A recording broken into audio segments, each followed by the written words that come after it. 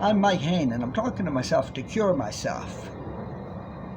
Today is December 7th, 2022. 15 miles east of the Las Vegas Strip.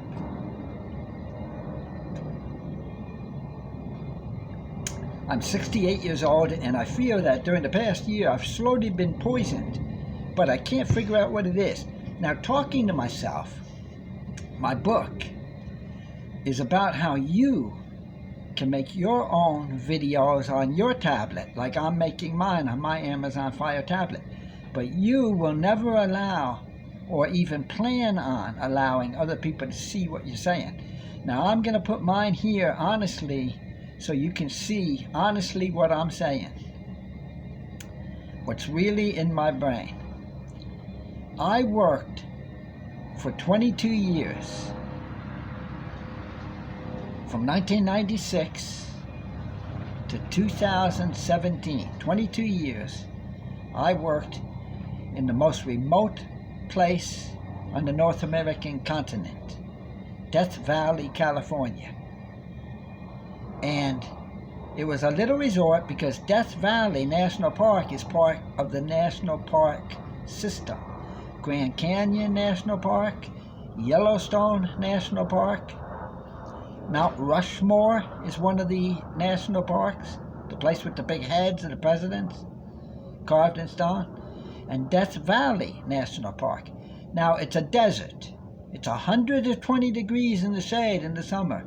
It's a desert. And hundreds of square miles of nothing. But they had a little resort. Now, the resort was adobe buildings, very good air conditioning, a restaurant, and different types of souvenir shops. And the business is called a concession. It's a private company that sells t-shirts. You can have a t-shirt that says Death Valley. And you can say you went to the most remote place in the desert. And you ride on a tour bus, or you can even drive your car. In those days, most national parks charge you $20 entrance fee, like Yellowstone or the Grand Canyon. Death Valley didn't even charge an entrance fee. Now, if you go 120 miles to the west of where I am right now, to the straight west, from 120 miles from here, you'll be in Death Valley.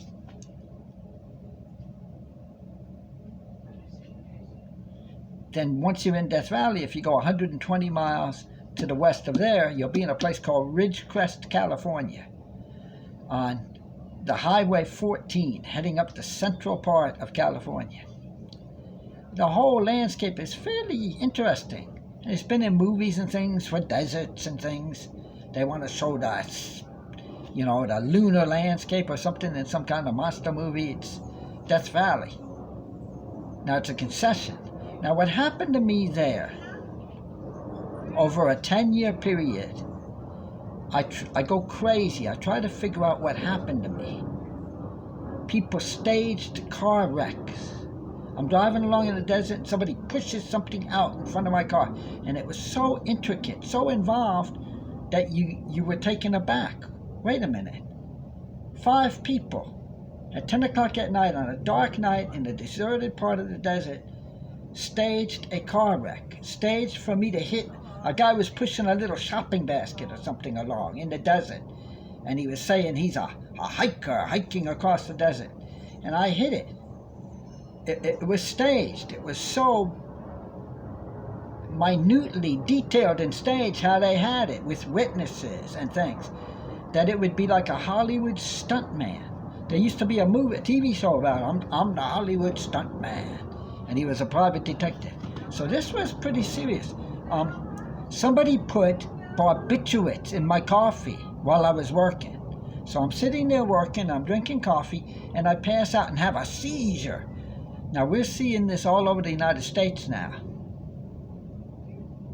In high schools, hundreds or even thousands, they're saying that people are dying from drugs at a higher rate than murders. And what I'm saying is this, right? crazy? Somebody else put the drugs in the kid's coffee. The kid was the top student. He was the high school star. He was the football star. Then all of a sudden he's having a seizure. He took drugs. Somebody else. Can you imagine a society where people could do that?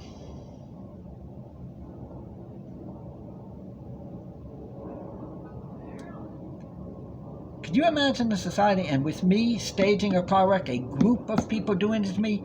So I had to determine, after one, barbiturates putting my coffee at work. Number two, I'm sleeping in my dormitory room because it was a company town. We had dormitories. And somebody got in there and hit me on the head while I was sleeping. A group of people, not just one person. Number three, staged car wrecks. I had to determine what this was. Was this crime? It just didn't seem like this could be organized crime. I didn't see the profit in it. Now, 10 years later in Las Vegas, in a rooming house, among derelicts, I'm trying to figure out, is there a profit in this? To get a derelict, what do? Steal his identity, insure him, and then push him off a cliff or something? Where's the profit? If it's not being done by a group of people for profit, we got an interesting scenario developing. It's being done for hate. That a group of people at that resort or in Las Vegas could pick you out. And the great example was George Floyd. Pick him out. I hate him.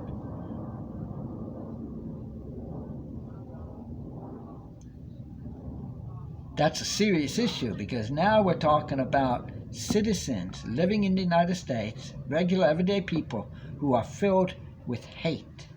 And that's a big study. That's what I'm studying now.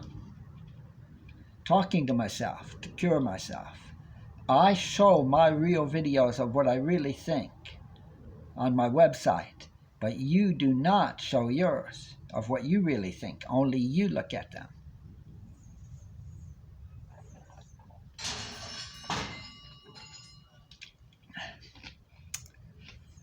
So 5 years ago, I began writing leisure hate groups in a stagnated population.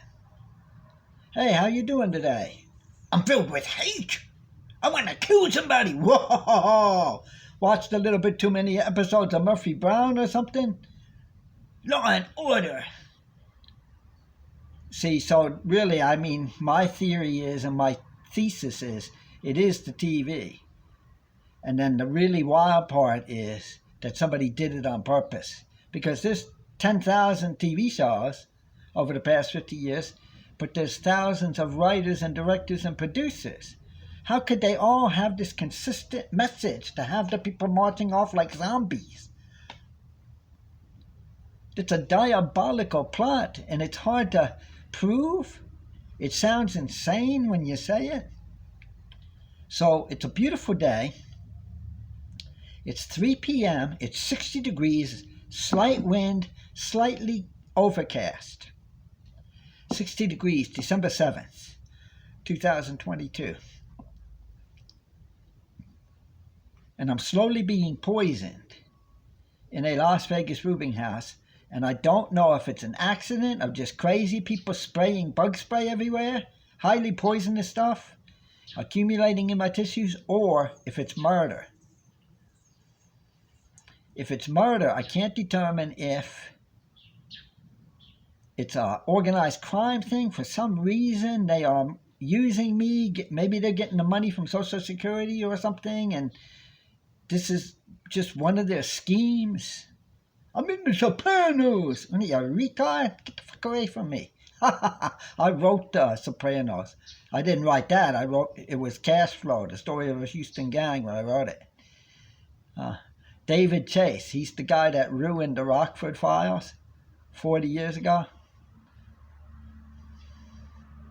You can't watch an episode of the Rockford Files if David Chase's name isn't on it. Why is this bozo even busting into the show that was good to begin with? So I'm Mike Hayne, and I'm talking to myself to cure myself.